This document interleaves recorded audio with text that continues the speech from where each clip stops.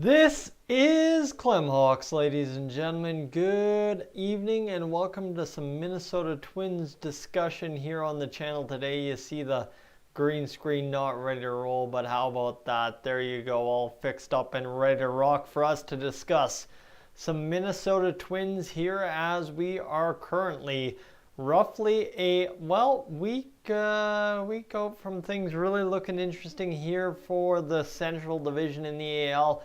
Of course, as the Guardians play some more games, as we play some more games, and hopefully have a little bit of an easier schedule to get things all said and done here in the next little bit. Hopefully coming out with a 5.5 game lead in the AL Central come Sunday evening. That would be a very nice get by the end of the week. But of course, after being a week out from that, we are a month or so out from the MLB All-Star Game as things currently stand. The Twins, obviously, they are one of the class of the AL teams, right? The Yankees have 44 wins. The Twins, the Blue Jays have 36 wins. And the Houston Astros have 37 wins. And that's really all. Well, I guess you could argue the Tampa Bay Rays have 35 wins. But those are your top teams in the American League right now. And when you talk about the wild card standings, right, the Twins free and clear from that. But it's Toronto, Tampa, and Boston in the wild card right now. So the Twins have done that job to soundly put themselves right where they need to be in a solid spot to start the postseason, should it happen tomorrow, but it won't. But currently pacing out a pretty decent little season right now, right? What are the Twins at? A 571 win percentage. You multiply that over the course of 162 games, and that is a nice, even, sound 92 win season. But like I said, you get to the fact of the matter, you get going, you get riding a little bit of fun here in the next little bit. If you're the Minnesota Twins, you get going with this next week. You get that lead up to 5.5 games, and you start winning 4 out of every 5 as opposed to 3 out of every 2. And suddenly, my friends, you see what ends up happening here for the Minnesota Twins very clearly is that number, that 92, starts growing to 93, 94 week by week by week. And by the time we're to the All-Star break, suddenly the Minnesota Twins could be a team that is a 95-plus win ball team this season in the AL Central. And trust me, I think we'd all take our chances right there as long as we don't have to face the New York Yankees in the postseason. At current, things could change. Trade deadline comes, and suddenly this Twins team could be an absolute monster of a team. Now, when we were talking about the All-Star Game, this is one thing I wanted to bring up because I've already talked about Luis Arias and how he's kind of the leading candidate on the Minnesota Twins to be an MLB All-Star. He just hit his Grand Slam, first of his career, the other day, and of course still rocking that 362 batting average. But now all of a sudden you've got Byron Buxton coming on hot, right? A lot of homers in the past couple games. Now leading the team heavily in homers, 18 homers in 46 games played, 32 RBIs, almost has the team lead there. 2 more tonight and a stalemate night for Jorge Polanco, and suddenly Buxton in 46 games has the team lead in RBIs. He's got a stolen base this season. He hasn't walked much. The on-base percentage kind of struggling, but leading the team in slugging percentage despite batting .236. This is this guy's game, right? 8 doubles, 18 home runs. The power's there, the speed's there. He's got a very great threat of a game to bring for the Minnesota Twins. And despite playing only 46 games, realistically, off the team lead of at-bats, he is only down by 42 at-bats compared to Jorge Polanco, who has 216 in 58 games played. So that's not too bad if you're sitting there enjoying that as a Minnesota Twins fan. And that also coupled with Carlos Correa, who's only got 5 homers, 19 RBIs, starting slow this season, but a guy who should be able to finish up hot.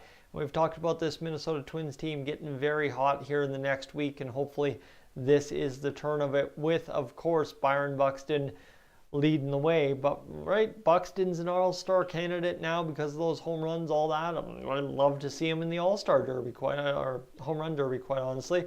You've got Joe Ryan, who absolutely should be in the conversation for the All-Star Game. I don't see how you couldn't include him in the All-Star Game conversation. That too. Sonny Gray's another guy that could be in there, no problem, right? Opponent's batting average for both those guys in the high 180s. We're talking the 180s on the Minnesota Twins pitching staff. Guys, that is phenomenal, right? No problems there. And of course, Devin Smeltzer, if things, I don't think he's going to be there. But I really don't think there's anyone else that the Minnesota Twins have. Emilio Pagan possibly could be there, but he's blown 3 saves, 9 out of 12 this season, and I really don't think, other than maybe Joe Smith, but even Joe Smith rocking that 3.10 ERA, possibly not the guy to get there in this All-Star season for the Twins. Joan Duran, is he a guy who could get there? Potentially, if he keeps going, right? He's 4-for-4 on saves. He's had a pretty excellent season so far and wouldn't be bad to watch at the All-Star game if you're asking me, quite honestly. So there's a couple of Twins just based on who they are in the present day MLB and what they bring to this MLB squad that is the Minnesota Twins. Why not? Henry, welcome to the stream. Sorry, folks, if I'm not paying attention to the comments section here. Just kind of went on a rant right there to start. But yeah, for the Minnesota Twins, right, that's the probably long list of candidates. Realistically, it's probably going to be Joe Ryan, Byron Buxton, and Luis Arias who get into the MLB All-Star game. But who really cares at that point? As long as a couple of Minnesota Twins get in and maybe have a couple guys trail in after because they get added by the managers, whatever the manager vote is, you just got to see it, right? Hopefully at least 2 or 3 Minnesota Twins represent, especially when you're a division leader. You'd like to see that out of your team having that all-star representation, that heavy all-star representation. And Scott, to your point, right? Luis Arias, definitely another guy who needs to be at the MLB All-Star game. We've already done that video here on Clem Hawks, talking just how much he needs to be at the MLB All-Star game, simply because, right, you don't get every day in the MLB a guy, let alone a couple guys, batting in the high 350s by the time mid-June rolls around.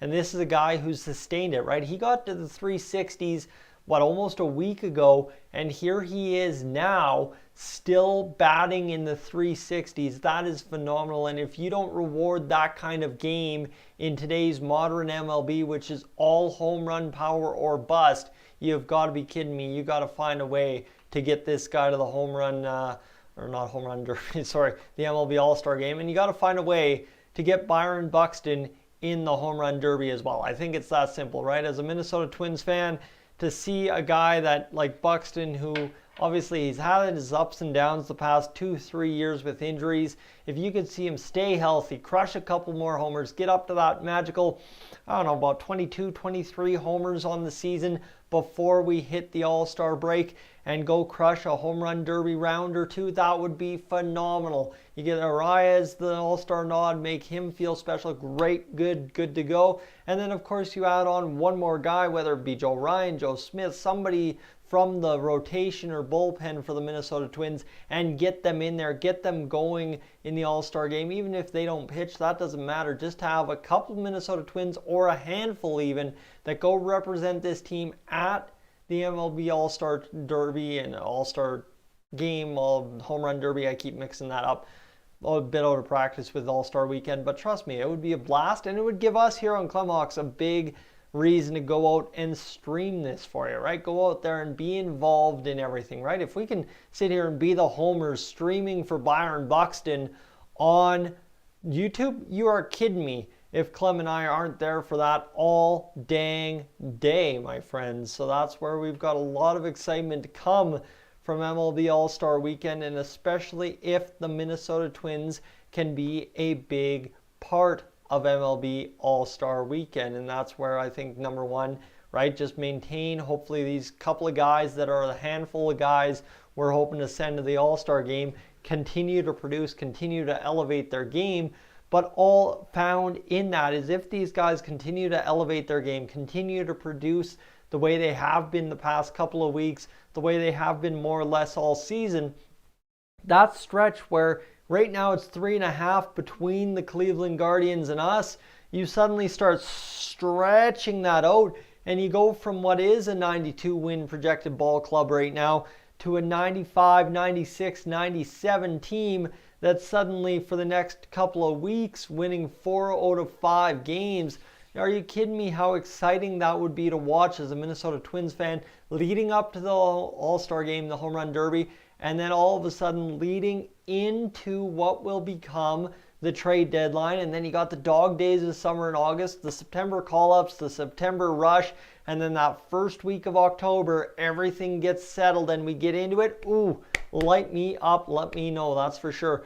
So Henry, don't know about you, but I don't really like Buxton trading base hits for power. If he could just hit the ball in play, he would get on base more with speed. That's the thing, right? I think Byron Buxton, what we've seen in the past couple of weeks here, and especially with those home runs that he's hit and just overall his play, if you look at his MLB average from a couple of, last weekend, I want to say, so a week and a half ago at this point, to where his average is now, it's gone up a solid 20 batting points. That's not a bad time. And I mean, yeah, you know what? He has to trade off a little bit of the power for a little bit of the base hits. But I'm not even talking about trading off the power. If he wants to blast the ball to the alley as much as he possibly can, I'm all game for it. I think what you're getting at, Henry, is just make contact with the ball and put it in play. And with his speed, yes, he can get those extra doubles. He can get those extra triples. And for Byron Buxton, he's already got 8 doubles this season. So, yeah, you know what? Start hitting the ball and play a little bit more. He's striking out 52 out of 174 at-bats. So, tone down the swing just a tad. Like, even you, right, that's a 30% strikeout rate. Suddenly you stop striking out and you start striking out at 26%, right? 174 times 0.26 is only 45 strikeouts. You got 7 more at bats where you could possibly put a ball in play. Well, at a 236 batting average, you're humoring me with numbers here. You're talking a difference of 1 or 2 hits. Well, if you're talking Byron Buxton is getting an extra 1 or 2 hits every couple of bats, I don't think any Minnesota Twins fan is going to be sitting out here and complaining about that. Not a chance. I don't buy that for a second. So that's where I think definitely, right? I don't like him trading base hits for power, no, but obviously the Twins like the power, don't get me wrong, but at the same rate too, man, if you trade that power for 1 or 2 extra base hits, right, just 1 or 2 extra base hits every 7th at-bat, the difference that makes for the Twins in the span of a week like this one, where we could be talking about a 5-6 game gap between Cleveland and us at the top of the division, right, that's how you win 2 of those ball games in this next week. If you're a Twins fan, is Buxton just putting the ball in play twice more over a span of 7 at-bats. I guess over the span of a week it would be 21 at-bats, so maybe putting the ball in play anywhere between 3 to 6 more times. Couldn't complain about that at all. And Scott, for tonight, we've got Joe Ryan back in the lineup. That's a huge gift for the Minnesota Twins because, right, he's, like I mentioned right there, I was going off on guys who need to be at the All-Star game. Well, that's a guy who needs to be at the All-Star game. 5 wins, 2.28 ERA on this team. And on the Minnesota Twins, 2.28 ERA in 8 games started. Not bad at all, right? Smeltzer's had 2.38, Sonny Gray's at 2.41.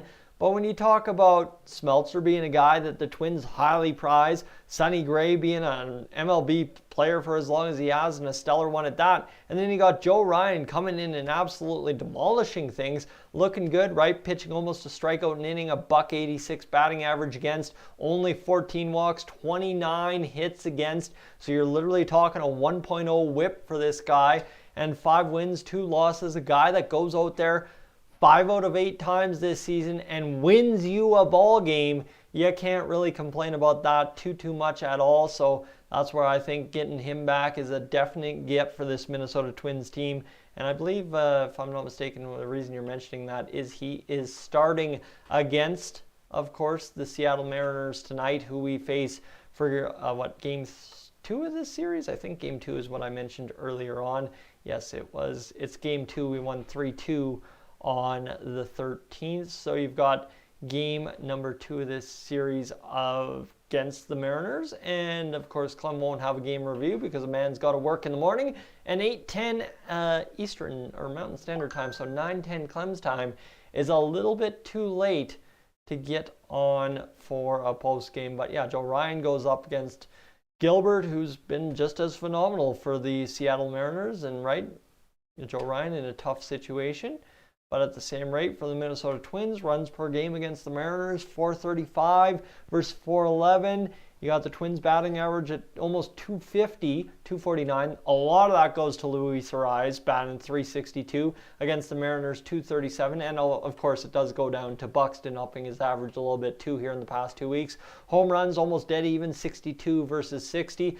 And the earned run average, this is where the Mariners really are struggling. The pitching is just not getting the job done for them. 413 versus the Twins, 378. So you're talking 35 points, so almost a full third of an ERA or earned run higher. That's pretty rough if you're the Seattle Mariners, if I'm being honest. And for them, the big thing here is, when it comes down to it, big thing out of it is the fact that the Minnesota Twins need to take advantage of this situation here tonight and go out there and win a ball game against the Mariners, and of course try to win a couple of more ball games against the Mariners and everybody else left on the schedule this week. So that's really my closing argument, is I just want to kind of talk to you about what's going on with the Minnesota Twins the rest of the way home here this week, and then we'll discuss things